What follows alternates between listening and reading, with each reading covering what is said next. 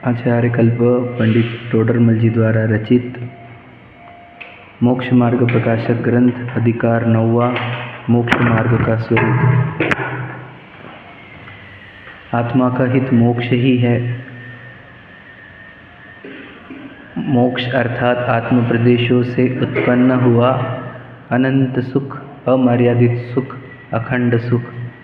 आत्मा में ही जब अमर्यादित अखंड अनंत सुख उत्पन्न होता है उसी का नाम मोक्ष है। सभी जीव सुखी ही होना चाहते हैं और आत्मा में से ही सुख उत्पन्न करना चाहते हैं, आत्मा में ही सुखी होना चाहते हैं, परंतु आत्मा से अपरिचित होने से बाहर में सुख खोजने लग गए हैं। सुखी तो होना है,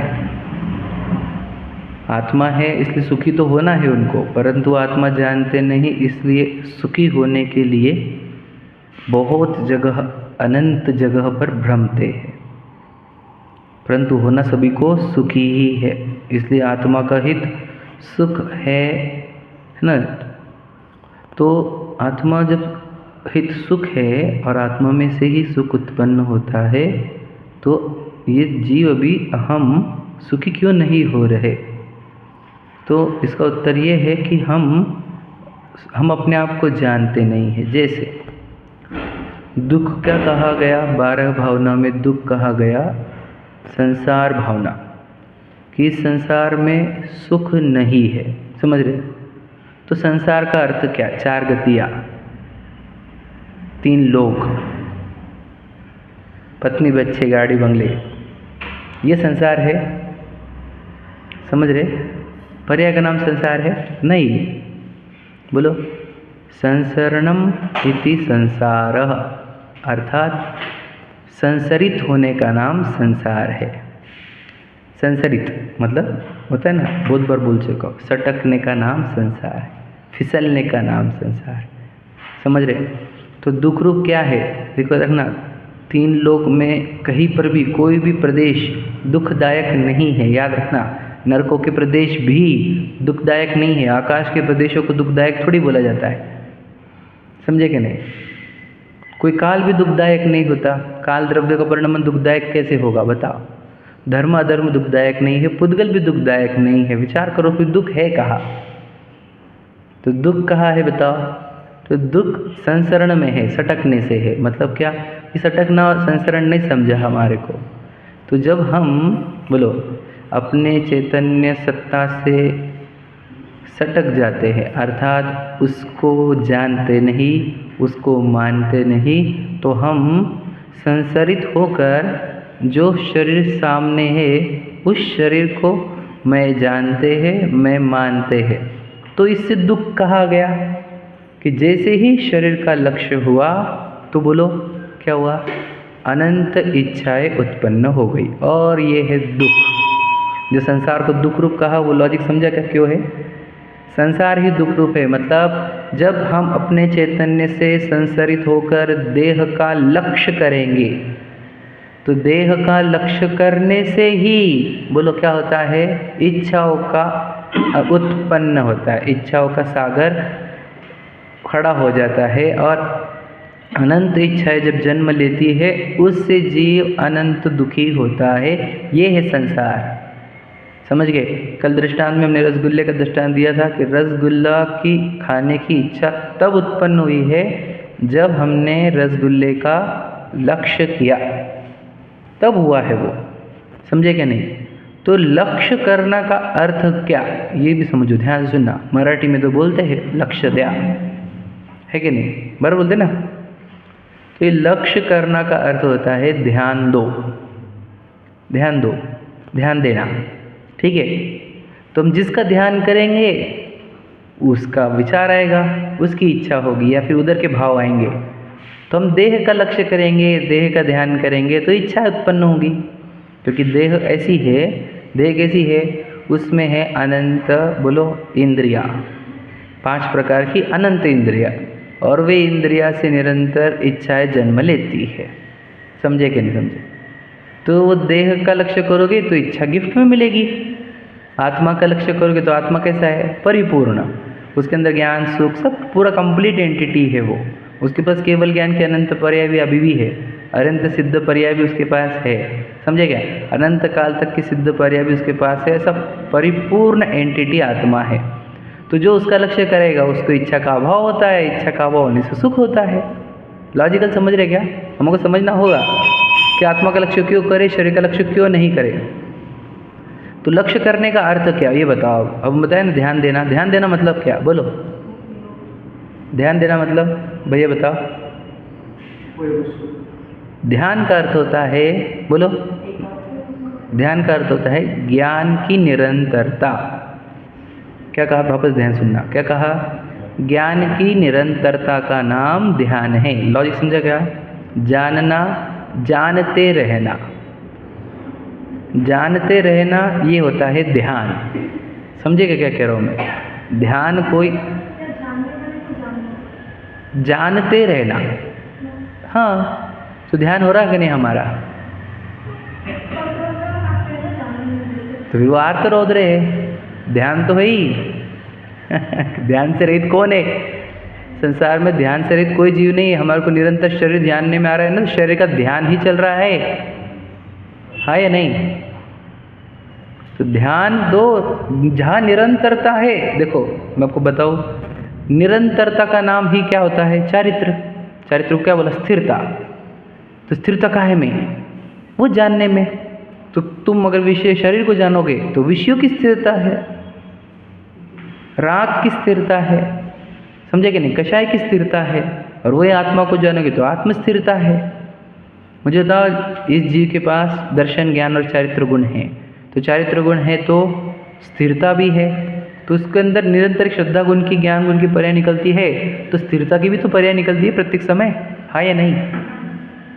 तो जब प्रति समय स्थिरता की पर्याय निकल रही है तो अभी हम स्थिरता की पर्याय चल रही है, मतलब स्थिरता को ही क्या बोल रहे हैं हम? ध्यान। समझे? ध्यान स्थिरता का नाम ही, क्योंकि निरंतरता, स्थिरता मतलब टिका रहना। तो स्थिरता अभी चल रही है कि नहीं हमारे पास? हमारे पास अभी चारित्र है कि नहीं? चारित्र है कि नहीं? चारित्र है ही हमारे पास, मिथ्या चारित्र बोलते हैं उसको, समझे कि नहीं? चारित्र नहीं है क्या हमारे पास? चारित्र है। चारित्र का अर्थ क्या? मिथ्या चारित्र है आज वो। मिथ्या चारित्र क्यों है? क्योंकि हम गलत जगह स्थिरता कर रहे हैं पर द्रव्य में, समझे कि नहीं? आप समझ में आ रहा है? तो चारित्र गुण है कि नहीं हमारे पास? ध्यान कर रहे कि नहीं कर रहे हम? बराबर है, ध्यान भी कर रहे हैं, स्थिरता भी है। गड़बड़ का है, गलत जगह का ध्यान है, गलत जगह स्थिरता है, समझे कि नहीं? गलत जगह कौन है वो?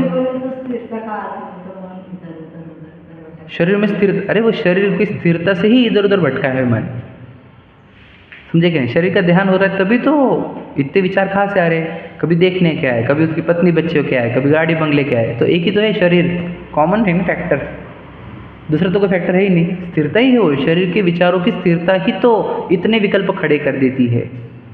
आप बोलोगे नहीं नहीं मुझे घर का विचार, घर का नहीं आया, शरीर का आया है। घर का है को लग रहा है शरीर के लिए, आप समझे नहीं? कॉमन है वहाँ पर, समझे कि नहीं समझे?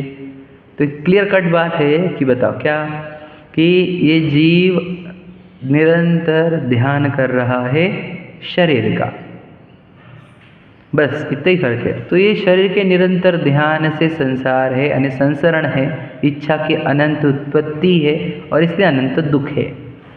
और जब हम शरीर का ध्यान छोड़कर आत्मा का ध्यान करेंगे, अर्थात क्या, जानते रहेंगे उसको, आत्मा को निरंतर जानते रहेंगे, तो क्या होगा? आत्मा का ध्यान होगा, आत्मा में स्थिरता होगी, तो क्या होगा? इच्छा उत्पन्न नहीं होगी, और उसी का नाम बोलो चारित्र है। समझ में आ गया? क्लैरिटी एकदम। तो चारित्र से सुख होता, ये बात लॉजिकली फिट हो रही है आपको? क्यों?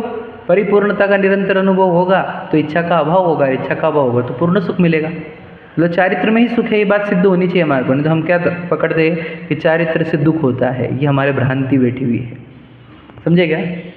हमने चारित्र की शरीर की क्रिया को देखा ना, इसलिए हमारे कोई भ्रांति हो गई भी है कि चारित्र से दुख होता है। वास्तविकता में चारित्र से सुख होता कि नहीं होता? बताओ।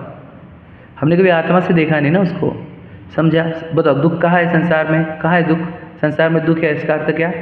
यदि तू अपने स्वरूप से सटका तो देह में अटका, और देह में अटकने का नाम ही संसार है और कुछ संसार नहीं है। तुझे विशाल का लक्ष्य हुआ, जैसे मुझे विशाल का लक्ष्य हुआ, तो बस हो गया, संसार स्टार्ट हो गया। अब तुझे अनंत इच्छा होगी, घर गाड़ी बंगला परिवार ख्याति प्रसिद्धि सब सब सब सब, यही संसार है, ये अनंत इच्छाओं का बाजार, यही संसार है, समझे। और फिर जहाँ इन इच्छाओं का अभाव होता है उसी का नाम मोक्ष है। तो जब मैं अपने स्वरूप को देखता हूँ तो परिपूर्ण देखता हूँ, परिपूर्ण देखता हूँ तो अनंत सुख उत्पन्न होता है, इच्छा का अभाव होता है, समझे कि नहीं समझे। तो अपने स्वरूप से सटकना ही संसार है, और कुछ संसार है ही नहीं, इतनी बात पक्की कर लेना। फिर क्या करना है आपको, तो अब आप खुद को पहले जानो, मैं हूँ कौन, पहचानो, और फिर क्या करो, उसी में स्थिर रहो। जितनी स्थिरता करोगे उतनी इच्छा का अभाव होगा, उतना सुख आएगा, समझे कि नहीं। जितनी स्थिरता कम करोगे उतनी इच्छा होगी, उतना दुख होगा, समझ गए। तो ज्ञानी को इच्छा होती कि नहीं होती, वो रसगुल्ले का एग्जाम्पल लगाओ, वो एग्जाम्पल और शरीर के ऊपर भी लगाना है, दोनों एक साथ। तो लाओ, मिथ्या दृष्टि को आत्मा का लक्ष्य होता है क्या, लक्ष्य होता है क्या, नहीं होता। तो उसको किसका लक्ष्य रहता है, शरीर का। तो उसको इच्छा कितनी उत्पन्न होती है, अनंत। इससे सुखी है क्या, किंचित भी सुखी नहीं। करोड़पति रह जाए, अरबपति रह जाए, चक्रवर्ती रह जाए, इंद्र रह जाए, वैसे ही मिथ्या दृष्टि की नहीं, पर बोल रहा हूँ इतना वैभव मिल जाए उसको, राजा महाराजा बन जाए, दुखी रहेगा, क्योंकि इच्छा से ग्रासित जीव है। समझ में आ गया, क्लैरिटी रखो अपने अंदर एकदम पूरी तरीके से। दूसरा, सम्यक दृष्टि जीव है चतुर्थ गुणस्थानवर्ती, उसका लक्ष्य शरीर का होता है क्या, उसको शरीर का लक्ष्य होता है क्या, उसको आत्मा का लक्ष्य होता है कि शरीर का लक्ष्य होता है। हाँ, ज़्यादा किसका होता है, हाँ श्रद्धान में है। लक्ष्य किसका ज़्यादा होता है, चतुर्थ गुणस्थानवर्ती को शरीर का लक्ष्य ज़्यादा होता है। उसको आत्मा का लक्ष्य वापस प्राप्त करने में 6 महीने भी लग सकते हैं, और जितनी देर आत्मा का लक्ष्य रहेगा उसको, वो भी इतनी देर के लिए रहता है, उसको इतने से देर के लिए, उतनी देर ही वो निर्वांछक होता है, बाकी देर वो भी इच्छा से तड़पता है। क्या बात कर रहे हो तुम, इस समय दृष्टि को तड़पना बोलते हो। हाँ भैया, बात समझना, ये अपेक्षा है हमारी, क्योंकि हमारे को पूर्ण सुखी तक पहुँचाना है तुम्हारे को। तो वो भी इच्छा से तड़पता है, इसीलिए तो फिर वो भी बोलता है कब खत्म होंगे ये फालतूपना, समझे क्या। और फिर वो आगे बढ़ता भी है, उसको बुरा लगे तभी तो आगे बढ़े, मेरे को अच्छा लगने लग जाए तो क्यों बढ़े आगे। तो उसको उतनी देर के लिए शांति मिलती है, इच्छा से रहित होता है। कितनी देर, जितनी देर वो आत्मा का लक्ष्य कर पाता है उतनी देर ही, समझे क्या। बाकी देर क्या चलता है, फिर उसको शरीर का लक्ष्य होता है, इच्छा होती है, फिर वो इच्छा के फिर क्या करता है, इच्छा होती है तो रोक पाता है क्या खुद को। चतुर्थ गुणस्थानवर्ती रोक नहीं पाता इच्छाओं को, समझे कि इसलिए असंयमी बढ़ गया, असंयत सम्यक दृष्टि कहा उसको, असंयत, समझे कि नहीं।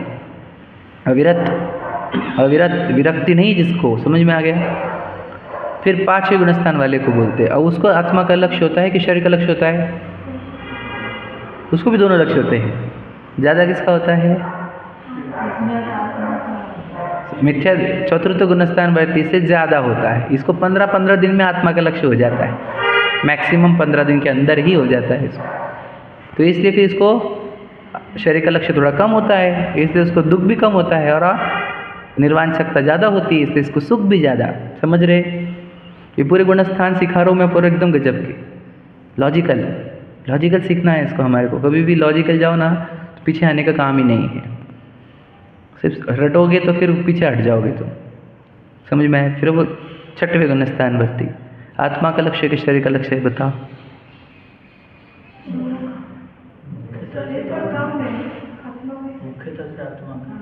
6वें गुणस्थानवर्ती का लक्ष्य शरीर का, इसलिए दुख किसी बातें कर रहे, थोड़ा समझना। 7वां गुणस्थान है आत्मा के लक्ष्य वाला, 6वें 7वें, समझे क्या। 6वां गुणस्थान आया कहाँ से, शरीर का लक्ष्य करने से ही आया ना, मतलब वहाँ पर है। आप जो बोल रहे देखो, 6वां 7वां साथ में रहता है, मैंने जानबूझ के 6वां पूछा आपको। 7 आत्मा का लक्ष्य वाला गुणस्थान अगर 6वें में भी हो जाए, 6वें में भी आत्मा का लक्ष्य हो जाए, तो उसको 6वां गुणस्थान ही ना कहें हम, समझे क्या कह रहा हूँ। कुछ टाइम को छोटा है, वो बात सही है आपकी। 7वां 6वां होता रहता ना वो। तो जब 6वें में आए तब की बात पूछ रहा हूँ मैं, तब किसका लक्ष्य है, शरीर का। तो आहार विहार निहार होता है, वो कैसे होता है, आहार हुआ शरीर के लक्ष्य से हुआ कि नहीं, विहार हुआ वो भी, और निहार हुआ वो भी, समझे कि नहीं। 28 मूल गुणों का पालन, वे सब शरीर का लक्ष्य होने पर ही होते हैं, है कि नहीं। आत्मा का लक्ष्य होता तो आहार विहार निहार होता क्या, विचार करो। तो आहार विहार निहार 28 मूल गुणों का पालन, वो सब 6वें गुणस्थान में है, इसलिए वहाँ पर भी इच्छा होने से मुनिराज 6वें गुणस्थान में मछली जैसे तड़पते हैं। सुना है ना हमने, छठवें गुण स्थान में तड़पने की बात, तो वही है शरीर का लक्ष्य और 28 गुणों का पालन और आहार विहार निहार की क्रिया, इसलिए वो इसमें तड़पते हैं। समझे कि नहीं समझे? यानी वो भी इच्छा का ही प्रकार है, प्रशस्त इच्छा है वो, तो वो भी तड़पाती है, विचार करो। और 7वें से 10वें तक बताओ किसका लक्ष्य है? आत्मा का लक्ष्य। शरीर का लक्ष्य नहीं है। सुख कितना, दुख कितना? और सुखी सुख है बस, वो अकिन कुछ कुछ रह गया पीछे, वो उतना दुख बच गया है, समझे कि नहीं? लेकिन बाकी तो पूर्ण सुख ही सुख है, समझे कि नहीं? क्योंकि निर्वाण सत्ता में ही जी रहे। 12वां भी 13वां भी विचार करो, ये सब सुखरूप गुणस्थान है 7वें से आगे। समझ में आ गया? तो 7वें गुणस्थान को और एक नाम है फिर, 7वें गुणस्थान की प्राप्ति काहे से हुई?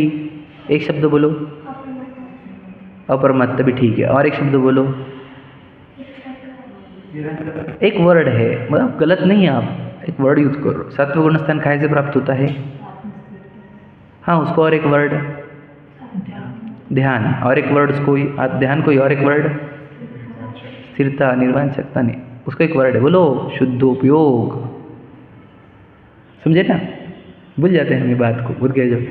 शुद्धोपयोग का अर्थ बताओ। उपयोग में बताओ, उपयोग में ध्रुव मैंने लक्ष्य आत्मा का होना इज इक्वल टू शुद्धोपयोग। समझे? लक्ष्य मतलब क्या? ज्ञान। ज्ञान मतलब उपयोग। उपयोग किसका? आत्मा का, तो उसको बोलते हैं शुद्धोपयोग। अब उसको शुद्धोपयोग कह रहे मुनराज को। 5वें 6वें चौथे वाले को, चौथे 5वें 6वें वाले को शुद्धोपयोग कहते क्या? नहीं। क्यों? शरीर का लक्ष्य होता है बार बार, समझे क्या? इसलिए उनको शुभोपयोग कहेंगे, समझे? और 7वें वाले को शुद्धोपयोग क्यों कहे? क्योंकि वहाँ पर आत्मा का ही लक्ष्य है। समझ में है?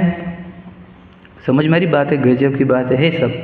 समझ में आया कि नहीं? तो दुख रूप गुणस्थान बताओ, दुख वाले गुणस्थान। वैसे तो 1 2 3 ही है मुख्यतः से, समझे ना? चौथे 5वें को, चौथे वाले को टेस्ट आ गई है। कौन सी? बोलो कौन सी? पूर्ण सुख की टेस्ट आई है। मतलब कहाँ पे आई? जब जितने देर उसका आत्मलक्ष्य हुआ उतने देर उसको वो निर्वाण सत्ता का आनंद आया, तो उसको टेस्ट आ गई। अब वो बोलता है ये मेरी बढ़े अब ये क्वांटिटी, समझे क्या ना? क्योंकि उसको सैंपल मिला है ना सिर्फ, तो वो चाहता है बढ़े, तो वो बढ़ाने के लिए ही अणव्रत लेता है, बढ़ाने के लिए महाव्रत लेता है, बढ़ाने के लिए शुद्धोपयोग अंगीकार करता है। समझ गए? आगे संसार और मोक्ष की बात समझ में आ गई, क्लैरिटी हो गई। चतुर्थ गुणस्थान 5 गजब की बात है। संसारित होना, आत्मा का लक्ष्य छूटना ही संसार है बस, और आत्मा का लक्ष्य ही मुक्ति है। समझे कि नहीं? अब समझाओ कि अब हम वो आत्म लक्ष्य छोड़कर कितने मेहनत कर रहे दुनिया भर में, कितनी मेहनत चालू है बता, सुखी होंगे कि नहीं? कौन हुआ सुखी उसमें? वहाँ पे तो देखो तुम आत्म लक्ष्य छोड़ो और अमीर होने को जाओ, तुमको 500 करोड़ भी कम पड़ रहे, समझे क्या? सुखी होता क्या जी? 1 लाख करोड़ प्रॉपर्टी वाले भी हमारे पास, 9 लाख करोड़ वाले भी है, 15 लाख करोड़ वाले भी है, समझे क्या? तब भी वो सुखी नहीं हो जी। विचार करो तो सुखी होने का एक ही कारण है, बताओ। आत्मलक्ष्य करो, अपने परिपूर्णता का आनंद अनुभव करो, फिर इच्छा का अभाव होता है, वही सुखरूप दशाएं है, क्योंकि इच्छा ही दुख रूप है। समझ में आ गया? अब पढ़ते हैं अपन।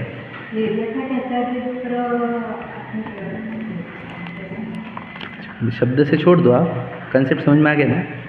शब्द तो वही है, यथा ख्यात मतलब आत्मा में स्थिरता बढ़ रही है, और क्या? हाँ, वो पढ़ना है अपने को। तो ये सकल देश का अर्थ तो वही, स्थिरता पूरी करना आत्मा में, ठीक है? देखो 312 पर लास्ट पैराग्राफ पढ़ना है हमारे को। तथा उसके होने पर जीव के स्वयं में वो सम्यक दर्शन होता है। तो हमने उस जीव का लक्ष्य कर रहे हैं, हम उस जीव की बात कर रहे हैं जिसने आत्मा को जान लिया, पहचान लिया। देह को अजीव, शरीर को जड़ और अशुचि जानकर स्वयं को आत्मा जान लिया है, पहचान लिया है, ऐसे जीव की बात कर रहे हैं। तो उसका अभिप्राय कैसे रहता है? सम्यक दर्शन होने पर श्रद्धांत तो यह हुआ कि मैं आत्मा हूँ, मुझे रागादिक नहीं करना। समझ में? सम्यक दर्शन होने पर अभिप्राय कैसे हो जाता है? श्रद्धांत कैसे हो जाता है? मैं आत्मा हूँ, मुझे रागादिक नहीं करना। परंतु चारित्र मोह के उदय से रागादिक होते हैं। समझ रहे?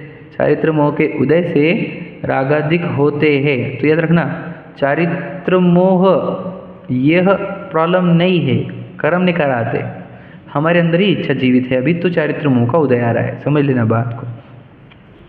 वह तीव्र उदय हो तब तो विषय आदि में प्रवर्तता है, समझ में आया? अगर चारित्र मोह का तीव्र उदय आया तो ये विषय में दिखेगा आपको, और मंद उदय हो तब पुरुषार्थ से धर्म कार्यों में वह वैराग्य आदि भावना में उपयोग लगाता है। तो धर्म कार्यों में का अर्थ भी कहा था भक्ति भाव में, प्रशस्त राग में, और या फिर वैराग्य भावनाओं में। तो वैराग्य भावना का अर्थ होता है 12 भावनाओं में। 12 भावना के चिंतन से तुरंत इच्छा गलन हो जाती है। कोई भी स्ट्रांग इच्छा लाओ मेरे पास, मैं आपको चैलेंज देता हूँ, हम 12 भावना के चिंतन से उसको गला के बताएंगे, गारंटी हमारे पास। लाओ तुम कोई भी लाओ, एक भी इच्छा लेकर आओ, 12 भावना का चिंतन करने वाला जी पूरी इच्छा का नाश कर सकता है, यदि आत्मा को जान ले तो। पहले आत्मा को जान ले और 12 भावना का चिंतन करे। तो बताओ क्या लिखा है 12 भावना के बारे में, कि यह जननी समान है। 5वीं ढाल में लिखा है क्या, कि जननी, क्या लिखा है, वैराग्य जननी, ऐसा कुछ भी है, देखो लाइन याद नहीं आ रही, बोलता हूँ। 5वीं ढाल बताओ, पहले दूसरे छंद में, चलो ठीक है,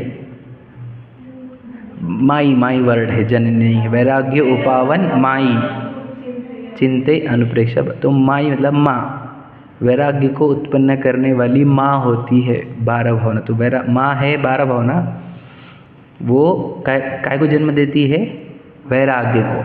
वैराग्य को जन्म देना अर्थात क्या बोलो, राग से विरुद्ध भाव, मतलब राग मतलब इच्छा, इच्छा से विरुद्ध भाव, निर्वांछकता को उत्पन्न करती है। कौन? 12 भावना।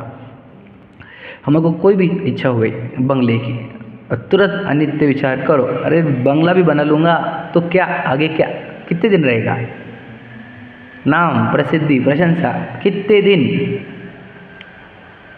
तो ये अनित्य भावना से, जिसने अनित्य भावना का चिंतन किया उसकी तो मैं तो बताऊँ कुछ इच्छा बचती नहीं, सिर्फ अनित्य के चिंतन से ही 90% आपकी 99% इच्छा खत्म हो जाएगी, सिर्फ अनित्य के चिंतन से।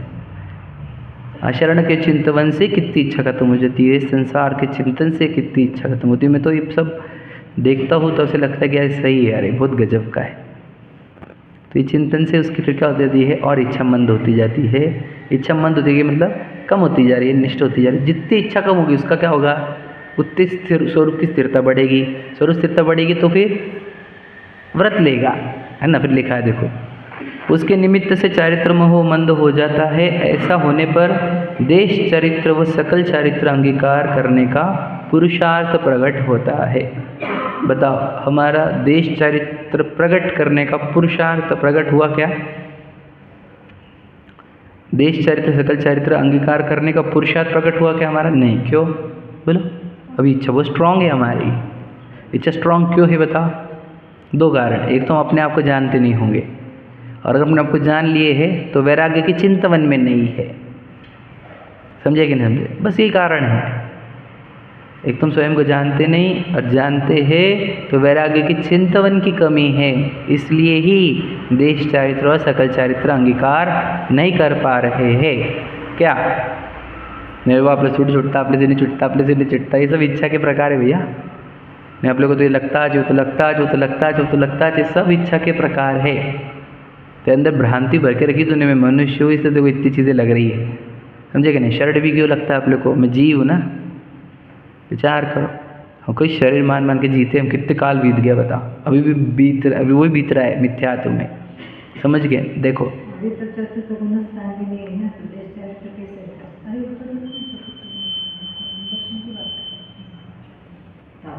अपनी बात चल रही थी तो हम तो मिथ्या दृष्टि क्या अभी बोलना नहीं अपने आप को। मैं मिथ्या दृष्टि हूँ कि सम्यक दृष्टि हूँ? बताओ बताओ। रविंद्र जी का एक बहुत अच्छा प्रश्न है, मैं मिथ्या दृष्टि हूँ कि सम्यक दृष्टि? बताओ भैया, आप या मैं, हम मिथ्या दृष्टि की सम्यक दृष्टि है? मैं जी हूँ, याद रखना। जो दृष्टि मेरा लक्ष्य करती है वो दृष्टि का नाम सम्यक दृष्टि है। ध्यान रखना, वो श्रद्धा गुण की पर्याय का नाम सम्यक दृष्टि है, कोई व्यक्ति का नाम नहीं हो। और जो दृष्टि शरीर का लक्ष्य करती है उस दृष्टि का नाम मिथ्या दृष्टि है। ना में सम्यक दृष्टि ना में मिथ्या दृष्टि, समझे क्या? कभी गलती से भी खुद को मिथ्या दृष्टि मत मान लेना और सम्यक दृष्टि भी मत मान लेना। समझे? मैं जीव हूँ, सम्यक दृष्टि माने तो फिर जब सम्यक दृष्टि की पर्याय जाएगी तो तुम खत्म हो जाओगे। समझे कि नहीं समझे? अरे मैं जीव हूँ भैया, वो पर्याय मेरा लक्ष्य नहीं करती, वो पर्याय का नाम मिथ्या दृष्टि मेरा नहीं है। फिर समझने की कोशिश करना, फिर कभी हीनता नहीं आएगी, मिथ्या दृष्टि की पर्याय से भी हीनता नहीं आएगी। अरे पर्याय पागल है, वो मेरा लक्ष्य नहीं करती, वो मेरा लक्ष्य करेगी तो सम्यक दृष्टि नाम पाएगी। उसको जरूरत है मेरी, मेरे को जरूरत नहीं उसकी। समझे कि नहीं? अपने आप को पहचान लो, सम्यक दर्शन की पर्याय की भी जरूरत नहीं पड़ेगी आपको। और वो ही निर्वाण शक्ति ही सम्यक दर्शन है। मैं आपको क्या बताऊँ, बहुत अच्छा है, समझने जैसा है। तुम्हें सम्यक दृष्टि हूँ कि मिथ्या दृष्टि है? मिथ्या दृष्टि भी नहीं हूँ मैं, ना सम्यक दृष्टि में तो जीव हूँ, ध्रुव। हाँ अच्छा हो गया, प्रश्न पूछ लिया आपने। मतलब हमको मानना ही नहीं मिथ्या दृष्टि। बताओ, अरे वो एक पर्याय का नाम है, वो एक क्षण की। मैं ध्रुव, मैं त्रैकालिक, मैं अनादि अनंत, अरे मैं बहुत महान। हमारे सम्यक दर्शन की पर्याय से मेरी कीमत नहीं है, ना मेरी पर्याय की कीमत, केवल ज्ञान की पर्याय से, नारायण सिद्ध पर्याय से, मैं उससे भी महान।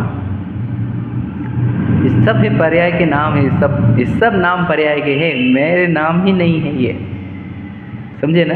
मैं उससे भी महान। मैं आपको क्या बताऊँ, हमारी महिमा तो केवल ज्ञान में भी नहीं आती है, इतने महान हूँ मैं। वस्तु ही महान है, हम क्या कहें, स्वभाव से महान। ये सब सुना हुआ है रविंद्र जी का पहले, तो सब याद आते हैं अपने आप प्रश्न पढ़ने पर, विचार करने पर, कि मैं मिथ्या दृष्टि न मैं सम्यक दृष्टि, मैं तो जीव। कितना गजब का है ये विचार, ये चिंतन कितना गजब का है। वो पर्याय का नाम है मिथ्या दृष्टि, सम्यक दृष्टि। हम बोलते किसी व्यक्ति की सम्यक दृष्टि बोला क्या, तो हमने उसकी श्रद्धा को, उनकी पर्याय को बोला था, तो हमको सम्यक दृष्टि मिथ्या दृष्टि वर्ड सुन के हमें क्या लगने लग गया कि व्यक्ति का नाम सम्यक दृष्टि मिथ्या दृष्टि है। समझे कि नहीं? जीव का नाम, जीव का नाम नहीं है, उसके पर्याय का नाम है, अवस्था का नाम है। बताओ, मनुष्य अवस्था का ही नाम है ना, वो भी शरीर की। समझे कि नहीं? हमें विचार करना है इसको। तो ना में सम्यक दृष्टि, ना में मिथ्या दृष्टि, में जीव। ठीक है? तो जब हम स्वयं को जान लेते हैं कि मैं जीव हूँ, तो फिर हमारे को अपने अंदर की इच्छा खत्म होती जाती है, तो हमारे अंदर स्वरूप स्थिरता बढ़ती जाती है। इसलिए हम देश चारित्र भी और सकल चारित्र भी अंगीकार कर सकते हैं। समझे कि नहीं? क्योंकि हम 12 भावनाओं का चिंतन से सब इच्छा खत्म करते जा रहे हैं हमारी। समझे कि नहीं? जो प्रश्न हमेशा का है, धर्म करके क्या मिल जाता, क्या मिल गया तुम्हारे को? बोलो, उत्तर क्या है? निर्वाण शक्ति, जो दुनिया में किसी के पास नहीं है, वो सिर्फ हमारे पास है। समझे कि नहीं? और इसी का ही आनंद है। और ये अचीवमेंट कोई समझ नहीं सकता, लौकिक जन नहीं समझ सकते, ये तो आत्मार्थी ही समझ सकता है कि निर्वाण शक्ति का आनंद कितना गजब का है। समझे कि नहीं? एक चीज़ की ज़रूरत नहीं हमारे को। बताओ, रोग हो गए तो रोग दूर करने की इच्छा नहीं होती हमारे को, इतने इससे बढ़िया और क्या अचीवमेंट चाहिए हमारे को? समझे कि नहीं? क्या चाहिए? और क्या मिल गया तुमको? क्या पता? अरे वो, अब तुम मिट्टी में गिन रहे हो ना उसको, इसलिए तुमको पता नहीं है वो फीलिंग की कीमत क्या होती है। जिस फीलिंग में इच्छा नहीं हो, उस फीलिंग की कीमत क्या होती है तुम्हें पता नहीं। समझे कि नहीं? जहाँ पुण्य के फल की भी इच्छा नहीं बचती है, बताओ, स्वर्ग के, इंद्र के वैभव की भी इच्छा नहीं बचती है, जिस भाव में वो भाव कितना महान हो गया है, ये आप नहीं समझ सकते। समझिए ना भैया, बहुत गजब की चीज़। हम क्या अमीर बनना चाहते हैं? अरे हम गिनते नहीं है उस धन को, हम निर्वाण शक्ति को गिनते हैं। इसलिए हमको 5 परमेष्टि बहुत आदरणीय, पूजनीय दिखते हैं कि कैसे उन्होंने निर्वांचक पद प्राप्त किया और हमारे को भी निर्वांचक बना दिया। अरे कैसे महान काम कर दिया आपने। भिखारी बन के घूमता तो पूरी दुनिया में, भिखारी, 1 नंबर का भिखारी। समझे कि नहीं? और आज 1 नंबर का अमीर। एक चीज़ चाहिए तो ऐसे सब भगाओ, ऐसे एक भी चीज़ नहीं चाहिए हमारे, एक भी चीज़ नहीं चाहिए। तो इतना महान होता है धर्म, जो जीव को कहाँ से कहा, बोलो, मूर हर्ष ऐसो भयो मनुरंक चिंतामणि लयो। इतना हर्ष हो गया हमारे जीवन में। कब हुआ? उसके पहले की एक लाइन है, बोलो, कि मिट गयो तिमिर मिथ्यात्व मेरो। बराबर है? बोलो, उदय रवि हातम भयो। देख, प्रभु पतित पावन की भक्ति में इतना कुछ भरा हुआ है, मैं तो मानता हूँ क्या लिखा हुआ है। और सब जान, ये सब जन पढ़ते हैं, ये बच्चे से लेके बूढ़े तक, और किसी को समझता नहीं क्या बोला जा रहा है। कोई उदय रवि जब आत्म भयो तब है वो, मोर हर्ष ऐसो भयो। मनु रंग चिंता मणि लयो, कि एक रंग को चिंता मणि रत्न मिलने पर जैसा हर्ष होता है वैसा हर्ष हमारे को प्राप्त हुआ है। जब उदय रवि आत्म भयो, रवि मतलब सूरज, आत्मा नाम के सूर्य का जब उदय होता है तो मुझे इतना हर्ष होता है, हो रहा है कि जैसे रंग को कोई चिंता मणि रत्न मिल गया। समझे कि नहीं? अनुभव चिंता मणि रत्न अनुभव है, समझे कि नहीं? आप चिंता मणि रत्न का अनुभव करो, ये रत्न चिंता मणि समझे अंदर है, वो कहीं बाहर नहीं। ठीक है, देखो, तथा चारित्र को धारण करके अपने पुरुषार्थ से धर्म में परिणति को बढ़ाए, वह विशुद्धता से कर्म की शक्तिहीन होती है। देखो, चारित्र को धारण करते, कौन के? देश चरित्र सकल चारित्र को धारण करके क्या करते? अपने पुरुषार्थ से धर्म में परिणति को बढ़ाए, धर्म में परिणति को बढ़ाए का अर्थ क्या? बोलो, धर्म क्या है हमारा? ज्ञान दर्शन, जानना देखना, उसमें अपनी परिणति को बढ़ाना। अर्थात क्या? निरंतर जानते देखते रूप रहना, जानते देखते रहना, प्रतिभाषक रहना, बार बार प्रतिभाषक, कोई इच्छा उत्पन्न नहीं होने देना, प्रतिभाषक रहना, इच्छा उत्पन्न नहीं होने देना, प्रतिभाषक रहना, ये है धर्म की परिणति को बढ़ाना। 30 साल से 42वें साल तक भगवान महावीर क्या कर रहे थे? उसका उत्तर है ये, धर्म की परिणति बढ़ा रहे थे। जिसको ये सब समझता नहीं उसको इतने बोलो शुद्ध उपयोग बढ़ा रहे थे शुद्ध उपयोग भी कह सकते हैं उसको, ध्यान भी बोल सकते हैं, समझे कि? या फिर ज्ञाता दृष्टा बना साक्षी भाव बढ़ा रहे थे। ठीक है, तो जब जैसे साक्षी भाव बढ़ाएगा तो क्या होगा? विशुद्धता जनरेट होगी, है ना? जितना साक्षी भाव हो रहा है उतनी विशुद्धता है, क्योंकि कैसा घट रही, इच्छा घट रही, तो उससे क्या होगा? कर्म की शक्ति भी हीन होगी। मतलब क्या? जो अघातीय बचे हैं या घातीय बचे हैं वे भी घटते घटते घटते जाएंगे एकदम स्पीड से। क्या बोला? एक सेकंड में, एक एक समय में असंख्यात गुणा विशुद्धि, तो असंख्य गुणा, असंख्यात गुणा निर्जरा इतनी होती है, एक एक समय की बात है। विशुद्धि जो स्पीड से बढ़ती है वो स्पीड से निर्जरा भी बढ़ती रहती है, समझे कि नहीं? उससे विशुद्धता बढ़ती है और उससे कर्म की शक्ति अधिक हीन होती है। इस प्रकार कर्म से, समझे कि नहीं, मोह का नाश करे तब सर्वथा परिणाम विशुद्ध होते हैं। मतलब परिणाम सर्वथा विशुद्ध हो गए, मतलब क्या? मतलब क्या? परिणामों में कोई भी इच्छा जब नहीं बचती है, इसको कहते हैं परिणामों का पूर्ण विशुद्ध होना। क्या कहा? परिणामों में जब कोई इच्छा नहीं बचती है उसी का नाम है परिणामों का पूर्ण विशुद्ध होना। तो परिणामों में बिल्कुल इच्छा नहीं बचने का नाम गुणस्थान 12वां, पूर्ण विशुद्धता का परिणाम 12वां, समझे कि नहीं? क्योंकि 10वें में भी कुछ है इच्छा का अंश, इसलिए पूर्ण विशुद्धता नहीं। क्षीण मोह 12वें गुणस्थान। तब क्या होगा? उसके द्वारा ज्ञानावरणादिक का नाश हो तब केवल ज्ञान प्रकट होता है। समझ में आ गया? केवल ज्ञान प्रकट करने की पूरी प्रक्रिया आपके सामने। बोलो, प्रकट कर सकते कि नहीं कर सकते? बोलो। अब मुझे बताओ, 2 प्रॉब्लम रहते हैं। मेरे जीवन में था ना, मैंने 2 डिसीज डिसाइड की थी। हाँ, मैं बताता हूँ कि एक बार मुझे मोक्ष मार्ग मालूम पड़े होता कैसे, बाद में मैं बस स्पीड से भागूंगा समझेगा? मालूम तो पड़े एक बार बस, क्योंकि तब तो कुछ भी मालूम है, पूरा ब्लैंक, जीरो लेवल से पढ़ाई करी है हमने तो पूरी, है कि नहीं? जब नमोकार मंत्र भी समझता नहीं तो वहाँ से पढ़ाई चालू करी है ना?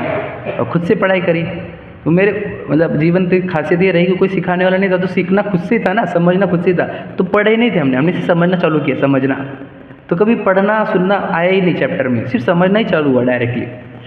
तो बोले एक बार मोक्ष मार्ग समझ में आ जाए फिर बस पेड़ से बढ़ेंगे आगे। तो बस समझने तक की देर थी, बराबर। अब समझ गया क्या है? बोलो क्या है समझ? मोक्ष मार्ग, एक तो आत्मा पहचान लो, फिर आत्मा का ही लक्ष्य करो, हो गया केवल ज्ञान। बस इतना ही तो केवल ज्ञान, और कुछ कठिन है? पहले तो बहुत कठिन लग रहा था, भाई दीक्षा लेनी पड़ेगी, जंगलों में जाना पड़ेगा, तो वो कोई उपसर्ग करेगा तो भी सहन करना पड़ेगा, है ना? सर्दी गर्मी, बाप रे, भूख प्यास, हम लोग को तो एक टाइम की रोटी अड़ रही, समझे कि नहीं खाई तो ऐसा टफ लग रहा था पहले। अब तो इतना सरल लगता है कि क्या है, एक तो मैं परिपूर्ण आत्म पहचानने में आ गई, और दूसरा कि उसका लक्ष्य करना है, बार बार उसी का लक्ष्य करना है, ताकि इच्छा उत्पन्न ना हो। इच्छा उत्पन्न नहीं होंगी तो सुखी सुखी, बता क्या है? और ये करते करते जब इच्छा पूर्ण नाश हो गई उसको पूर्ण विशुद्ध भाव बोलते, समझे कि नहीं। और उस पूर्ण विशुद्ध भाव से केवल ज्ञान प्रकट होता। बताओ भगवान महावीर शादी क्यों नहीं की, बताओ, समझ रहे। उनके जीवन को देखो, अब जन्म हुआ, गर्भ में आया, जन्म हुआ, 30 वर्ष तक, समझे कि नहीं। अब उनको विवाह के प्रसंग भी आए तो बोले वो कर लो, तो किए क्या, नहीं किए। क्यों नहीं करना चाहते थे, इच्छा ही उत्पन्न नहीं हुई उनको।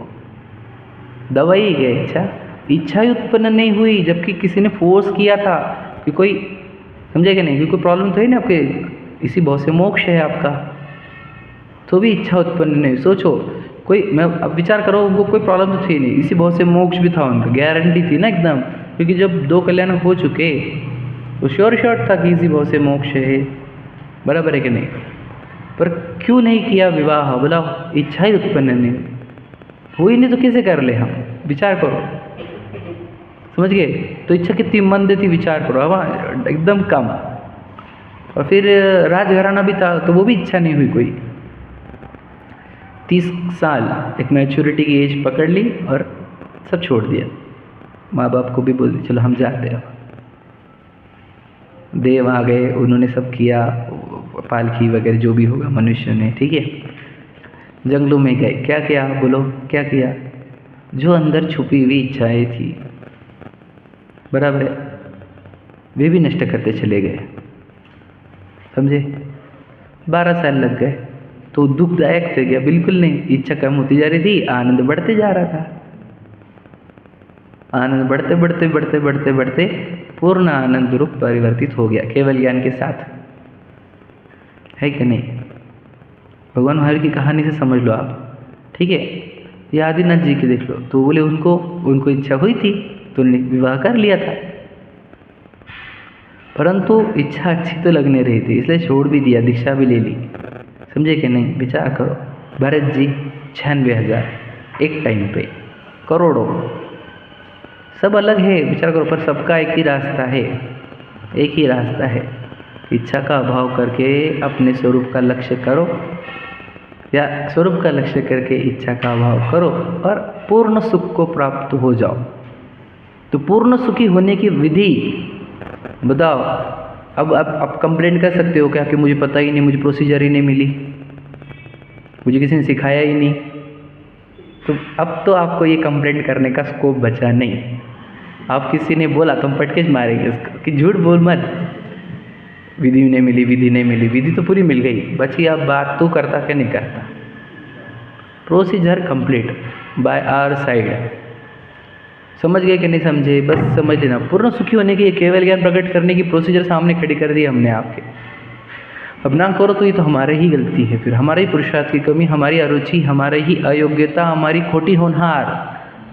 शायद हमारे को वापस बहुत जन्म मरण लेने के होंगे, तभी हम ये स्वीकार नहीं रहे या फिर इस मार्ग पर आगे नहीं बढ़ रहे। शायद हमारे को बहुत दूर जाना है, और है ना, अनंत काल बाद आकर यही सुनना है शायद, इसलिए अभी नहीं कर रहे।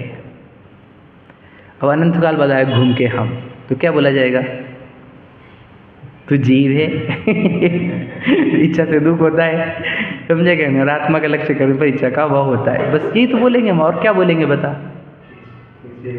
हाँ बस ABCD पर याद रखना, हम रहेंगे कि नहीं रहेंगे सिखाने को वो नहीं पता हमारे को, है ना। शायद हम चले जाए या हम निगो चले जाए, वो भगवान जाने, ठीक है। लेकिन बोलना क्या है, सीखना तो बस ABCD से ही पड़ेगा।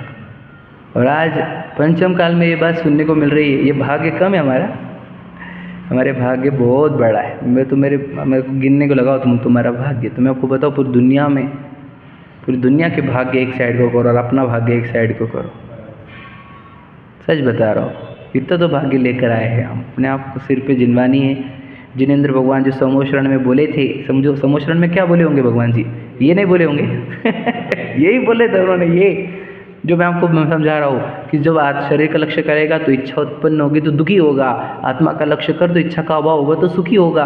और यही वो उपदेश उन्होंने समोशरण से बोले थे, उनकी मुद्रा भी यही उपदेश दे रही थी। और उनकी मुद्रा की हमने जो प्रतिकृति यहाँ पे स्थापन करी है, जिनको हम प्रतिमा बोलते हैं, वो भी यही बोल रही है। बताओ वो प्रतिमा देखकर आपको समझा नहीं था तो हमारे को इतना देर सिखा सिखा के आपको यहाँ पर लाना पड़ा। देख वो प्रतिमा क्या बोल रही है समझे क्या? प्रतिमा से समझा नहीं था ना तुझे, इसलिए हमारे को इतना पूरा सिखाना पड़ा। अब प्रतिमा देखते ही तुझे पूरे जिनागम रिवाइज हो जाएगा, हाँ या नहीं? कि पूरा जिनागम प्रतिमा पर है। मतलब मैं अगर बैठूँ भगवान जी के सामने तो स्वाध्याय कर रहा हूँ, पर पहले कर लिया होना चाहिए। तो भगवान जी बता रहे कि आत्मा का लक्ष्य होगा तो इच्छा का अभाव होगा, पूर्ण सुख होगा। बता रहे कि नहीं होगा? पूरा आगे कि नहीं मोक्ष मार्ग आया कि नहीं आया? मुक्ति का मार्ग, एक प्रतिमा अनंत मैसेज। इसलिए जगह जगह पर प्रतिमा स्थापन करते चलो, दुनिया को बताते चलो मुक्ति का मार्ग। ऐसी ही भावना लेकर लोगों ने जगह जगह प्रतिमा कोर के मंदिर स्थापन करके करते गए। लेकिन आजकल प्रतिमा स्थापन क्यों करते? मेरे नाम से तो बेटा तू गड़बड़ करता है, गड़बड़। भावना अच्छी, कार्य तेरा अच्छा है प्रतिमा स्थापन करना, पर तो तेरे इंटेंशन गलत है। तेरे क्या इंटेंशन होना चाहिए? जो भी देखे इन प्रतिमा को तुरंत उसको आत्म समझ में आए, अपना परिपूर्णता समझ में आए, वो केवल ज्ञान को प्राप्त करे। ये मैसेज सबको मिले, इसके लिए जगह जगह जिन प्रतिमा का स्थापन करो, जितना हो सके प्रतिमा का स्थापन करते चलो, करो। समझेगा नहीं? किसी भावना है समझे? तो ये हमारे प्रोसेशन का भी ऑब्जेक्टिव यही रहता है कि हम चलते हैं तो कोई रास्ते से देख लेगा जिन प्रतिमा को, कोई तिरंज देख लेगा, कोई मनुष्य देख लेगा, तो उसको ख्याल तो हो जाएगा कि क्या इनके भगवान जी ऐसे क्यों। तो स्टेटस पे भी हमारे को आत्म ध्यानस्थ मुनि या भगवान जी के ही फोटो लगाने चाहिए, सुखी होने का मार्ग दर्शाने वाले, है कि नहीं भैया? तो प्रतिमा तो डायरेक्ट सुखी होने का मार्ग दर्शाती है कि नहीं? मुझे तो इनसे ज़्यादा उपकारी ढूंढ के बताओ। इसलिए इनको कहा जाता है परम इष्ट। लॉजिक समझ रहे? परम इष्ट क्यों है? क्योंकि इन्होंने एग्जैक्टली वो बता दिया मुझे जो चाहिए था, अनंत सुखी होने का रास्ता। यही बताते, और कोई बताते ही नहीं, सब तो भटकाते बाकी के। समझे? समझ में आ गया? पूर्ण सुखी होने का केवल ज्ञान, पूर्ण ज्ञानी होने का रास्ता हमारे सामने जिनवानी ने जब लाया है, तो इस जिनवानी की कितनी महिमा बताओ भला। शरीर बेच डालो ये पूरा जिनवानी के लिए, समझे कि नहीं? जल जाए शरीर, एक एक अंग बेचना पड़े, तो भी इस जिनवानी की कीमत नहीं चुका सकते हम, समझे कि नहीं? रंक को चिंतामणि रत्न देने वालों की कीमत कैसे चुकाएंगे हम? चुका सकता है कोई? एक रंग को अगर मैंने चिंतामणि रत्न दिया तो वो रंग कभी कीमत चुका सकता है इसकी? नहीं चुका सकते कोई, है ना? प्राण देकर भी कभी कीमत चुका सकते नहीं, समझे कि नहीं? गुरुओं के उपकार को हम तो भुला सकते ही नहीं, सच में नहीं भुला सकते। ये बोलने की और सुनने की गीत नहीं है, ये फीलिंग्स का नाम है ये, समझे क्या? पढ़ो देखो, उनके द्वारा ज्ञानावरण अधिक का नाश हो तब केवल ज्ञान प्रकट होता है, पश्चात वहाँ बिना उपाय, देखो वर्ड क्या है, बाद में अघातीय नाश करने के लिए आपको कोई उपाय नहीं करना समझ रहे? अघाती कर्म का नाश करके शुद्ध सिद्ध पद को प्राप्त करता है। ओके, प्रोसीजर सामने कंप्लीट, हमने पूरा कोर्स कंप्लीट कर दिया अब हमारे को क्या करना है? पढ़ो आखिरी लाइन, इस प्रकार उपदेश का तो निमित्त बने और अपना पुरुषार्थ करे तो कर्म का नाश होता है। बोलो, उपदेश का निमित्त बने, बना के नहीं बना? बन गया। अब बात बची अपना पुरुषार्थ करे तो कर्म का नाश हो, समझे कि नहीं? अगर पुरुषार्थ नहीं करेगा तो याद रखना बहुत बड़ी नाइंसाफ़ी हो जाएगी, क्योंकि मैं हमेशा बोलता हूँ औरंगाबाद में फेल हुआ बच्चा और कोटा में फेल हुआ बच्चा में ज़मीन आसमान का अंतर होता है। IIT फेल हुआ औरंगाबाद का बच्चा अलग बात है, कोटा में जाके फेल हो गया तू, हाँ? शर्म आने थी थोड़ी सी, इतनी टॉप कोचिंग लगाई देखो हमने, हाँ? वहाँ जाके फेल होता तो वही याद रखना, अनंत जी संसार में भटक रहे हैं और जैनी संसार में भटक रहा है, वैसा ही है। अनंत जीव अनंत सुख से विमुख है और हम भी अनंत सुख से विमुख है, तो ये बेटा सेम नहीं है पनिशमेंट। देखो बड़ी पनिशमेंट मिलेगी बहुत। क्यों? तूने एकदम टॉप स्कूल में आकर मिथ्यात्व रखा, तूने दुखी रह गया, चार गति में भटका, जिनवाने को देवशास्त्र गुरु को बदनाम किया, ये दंडनीय अपराध है। तुझे उपदेश की कमी मिली क्या, ये बता। तुझे कौन सी चीज़ की कमी मिली? तुझे भगवान जी डायरेक्ट मैसेज दे रहे आत्मा का, आत्मस्थिरता का, वो मिल गए तुझे, जिनवानी मिल गए, गुरु मिल गए, सब मिल गए, तब भी तू नहीं करे तो कहाँ कमी पड़ रही है? पुरुषार्थ की। समझ रहे? देखो अब देखो, अब इसमें एक ट्विस्टिंग लाइन है, वो आज नहीं बोलता, तो कल ही बोलूँगा, क्योंकि वो गजब की लाइन है, वो समझानी है मुझे। पर बोला क्या है, कहाँ पर अड़ रही है बात? पुरुषार्थ पर। समझे कि नहीं? मुझे बताओ, हम पुरुषार्थ कितना कर रहे हैं जीवन भर में या दिन भर में? कितना पुरुषार्थ कर रहे हैं? कोई पुरुषार्थ नहीं। पुरुषार्थ के नाम पर हमको वो कमाना धमाना खाना पीना वही दिखता है। ज्ञान में पुरुषार्थ होता है, ज्ञान को लगाओ काहे में? स्वयं को जानने में, पहचानने में। समझ गए? और आत्मा को जानना है कि जानते रहना है? बताओ। जानते रहना है, तो पहले उसको जानना पड़ेगा, फिर जानते रहना। जानते रहने का नाम ध्यान है, जानते रहने का नाम चारित्र है। समझ रहे? नहीं, सम्यक चारित्र। एक बार जानना सम्यक ज्ञान है, जानते रहना सम्यक चारित्र है। तो एक बार जान लिया तो श्रद्धान सम्यक हो जाता है, उसका नाम सम्यक दर्शन है। और यही मोक्ष मार्ग है, और कोई मोक्ष मार्ग ही नहीं है। आत्मा को बोलो पर द्रव्यंते भिन्नम, आपकी रुचि सम्यक तो भला है, आप रूप को जान पनो सुसम्यक ज्ञान कला है।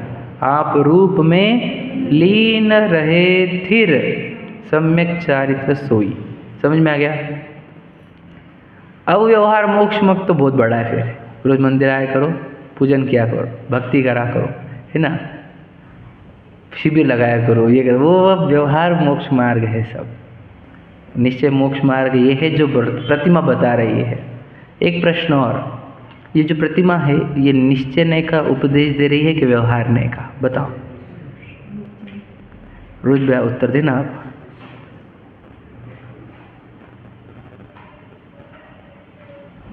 बताओ उत्तर। निश्चय का उपदेश है कि व्यवहार का? बहुत टफ क्वेश्चन नहीं है, हाँ? बोलो, बताओ। निश्चय का उपदेश है कि हाँ, बिल्कुल सही उत्तर है। समझ में है? हाथ पे हाथ धरे रहना, पद्मासन मुद्रा, नग्नता, यह व्यवहार उपदेश।